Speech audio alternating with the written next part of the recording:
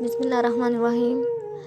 کسان کی بیوی نے جو مکھن کسان کو تیار کر کے دیا تھا وہ اسے لے کر فروخت کرنے کے لیے اپنے گاؤں سے شہر کی طرف روانہ ہو گیا۔ یہ مکھن گول پیڑوں کی شکل میں بنا ہوا تھا اور ہر پیڑے کا وزن 1 کلو تھا۔ شہر میں کسان نے اس مکھن کو حسب معمول ایک دکاندار کے ہاتھوں فروخت کیا اور دکاندار سے چائے کی پتی، چینی، تیل اور صابن وغیرہ خرید کر واپس اپنے گاؤں کی طرف روانہ ہو گیا۔ کسان کے جانے کے بعد دکاندار نے مکھن کو فریزر میں رکھنا شروع کر دیا۔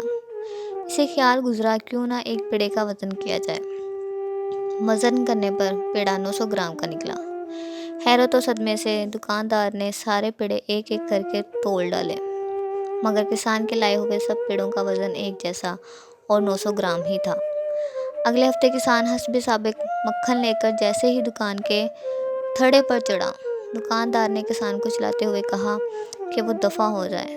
کسی بے ایمان اور دھوکے باز شخص سے کاروبار کرنا اس کا دستور نہیں ہے۔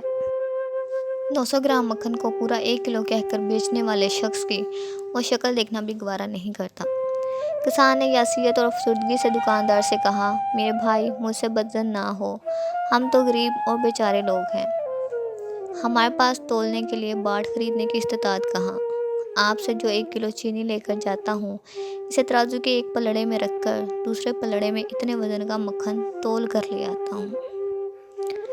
کسی پر انگلی اٹھانے سے پہلے کیا ہم اپنے گریبان چیک نہ کر لیں، کہیں یہ خرابی ہمارے اندر تو نہیں، کیونکہ اپنی اصلاح کرنا مشکل ترین کام ہے۔ شکریہ۔